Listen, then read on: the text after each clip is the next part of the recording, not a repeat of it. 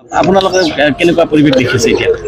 এতিয়া everything is under control. আমি ভালকে পুৰা ডমিনেট কৰি আছোঁ। এতিয়া আমাৰ লগত RAF আহিছে, CRPF আছে, আৰ্মি আছে, আৰু আমাৰ আসাম পুলিচৰ চবৰ বৰিষ্ঠ আধিকাৰীক লৈ DGP ছাৰৰ ইয়াতে কেম্প কৰি আছে, IG আলু চাহাবে ইয়াতে আছে। চবে আমি মিলি পুৰা গোটেই ৰাতিও এৰিয়া ডমিনেট হৈছে। এতিয়াও আমাৰ গোটেই এৰিয়াত মানুহ আছে। মানুহ কনফিডেন্স বিল্ডিঙৰ কাৰণে আমাৰ কাম চলি আছে। বিকজ উৰা বাতৰি যি হয় মানুহবিলাকক মই এটা ৰিকুৱেষ্ট কৰোঁ যে উৰা বাতৰিত ভোট দিব নালাগে।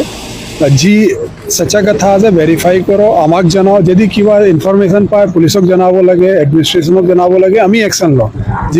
যি মানুহ হাতত ল'ব তাৰ বিৰুদ্ধে ঠোচ কাৰ্যবাহী হ'ব, বাট নিজৰ হাতত কোনোবা আইন ল'ব নালাগে।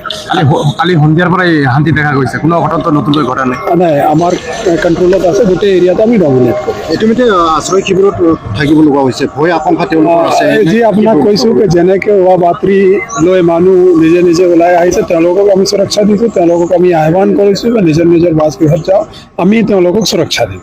মানে আশ্ৰয় শিবিৰৰ পৰা এতিয়া যাব পাৰে মানুহ? আমি ৰিকুৱেষ্ট কৰিছোঁ, চবকে জনাই আছোঁ, আৰু কনফিডেন্স বিল্ডিং হ'ব, নিজে নিজে যাবই। আমাৰ এটা ভাল পৰিস্থিতি আহিব লাগে, সেইকাৰণে চবকে আমিও ৰিকুৱেষ্ট কৰি আছোঁ তেওঁলোকক ডমিনেট কৰাৰ কাৰণে, ফ'ৰ্চ এৰিয়াত ফ'ৰ্চ ডমিনেট কৰাকে তেওঁলোকৰ কনফিডেন্সটো ঘূৰাই আনিব চেষ্টা কৰিছোঁ। ৰেপিড একশ্যন ফ'ৰ্চ আৰ্মিক দেখিছোঁ চব ঠাইত আছে, তেওঁলোকে পুৰা ডমিনেট কৰি ফ্লেগ মাৰ্চ হ'ব নেকি আজি? চলি আছে। এইটো আমাৰ চলি আছে, এৰিয়া ডমিনেশ্যন। গাঁৱে এতিয়া শান্তি সভা হ'ব বুলি শুনা গৈছে। এইটো হৈ আছে। এইটো আমাৰ এডমিনিষ্ট্ৰেশ্যনক লৈ DC চাহাবে তেওঁ ফালে পৰা কৰি আছে। ইভেন গোটেই ষ্টেট গভৰ্ণমেণ্টৰ মেচিনাৰীটো ইউজ হৈ আছে। আচ্ছা, ঘটনাৰ লগত যিটো ঘটনা হৈ গৈছিল তাৰ লগত জড়িত বহুত ব্যক্তিক আটক কৰা হৈছে। এতিয়ালৈকে সৰ্বমুঠ কিমান মানুহক আটক কৰা হৈছে? আমি যি ঘটনা হৈছিলে, মেইন ইনচিডেণ্ট যি হৈছিলে, যাক লৈ ইমান হ'ল, তাতে 19 মানুহ এৰেষ্ট হৈছে। এইখিনি 19 মানুহ কোৰ্টত আজি প্ৰেৰণ কৰা হ'ব। আৰু বাকী কালি ঘটনালৈ আমি 3টা মানুহ ডিটেইন হৈছিলে, আৰু মানুহ আমি আইডেণ্টিফাই কৰিছোঁ, তাৰ বিৰুদ্ধে একশ্যন হ'ব। মানে আইন হাতত তুলিলে জেলত যাব। জনে আইন হাতত ল'ব, তাৰ বিৰুদ্ধে কাৰ্যবাহী হ'ব। ছাৰ, কোকৰাঝাৰত প্ৰায় এনেকৈ ঘটনা সংঘটিত হৈ আছে, আৰক্ষী ক'ৰবাত ব্যৰ্থ হৈছে নেকি? য'ত যেনেকৈ কিবা ইলিগেল হয় তাতে আমি একশ্যন লৈ থাকোঁ।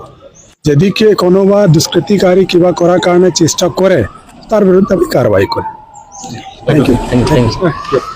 দিনা ঘটনা হৈ পেলাই এইটো ভয় খাই ইয়াতে একেলগে মানে গোট খাই আছে, আমাৰ চিকিউৰিটি দিয়াই আছে। আজি আমাৰ কনফিডেন্স বিল্ডিং মেজাৰ বহুতখিনি লোৱা আছে, আৰু আজি মিটিং ৰখা হ'ব গোটেই পক্ষক লৈ পেলাই। তো আকৌ মই সেইটোৱে আজি কথা পাতিলোঁ তেওঁলোকৰ লগত, আৰু কনফিডেন্স এটা দিলোঁ এই আস্থা ৰাখিব লাগে, চিকিউৰিটি চিষ্টেম আমাৰ পূৰা আছে। আৰু এওঁলোকে গাঁৱৰে হয়, বেলেগৰ পৰা উঠি অহা নাই, ইয়াৰে হয়। তো তেওঁলোকে কনফিডেন্স এটা ৰাখক, চব ঠিকে থাকিব, আৰু নিজৰ নিজৰ ঘৰত যাওক, আৰু তেনেকুৱা আমি আহ্বান জনাইছোঁ।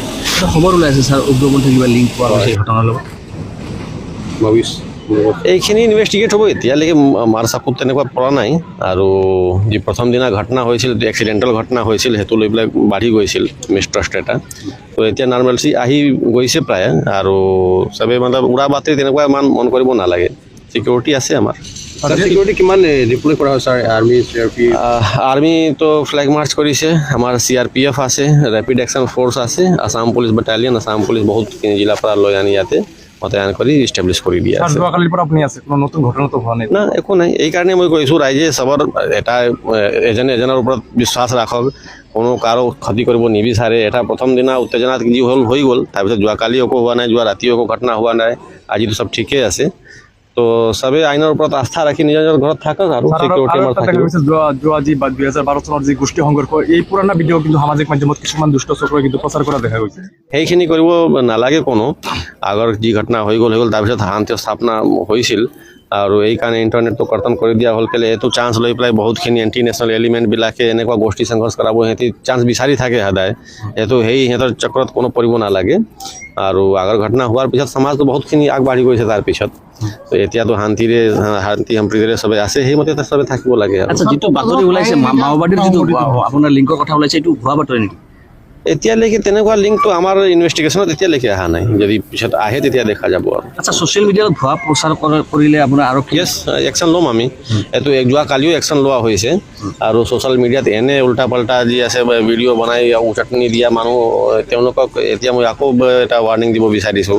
সামাজিক এইটো সদ্ভাৱ তেনেকুৱা নষ্ট কৰিবলৈ কেতিয়াও এটেম্প্ট ল'ব নালাগে, আৰু যিখিনি আমি পাইছোঁ অলৰেডি আমি একশ্যন লৈ আছোঁ তাৰ ওপৰত।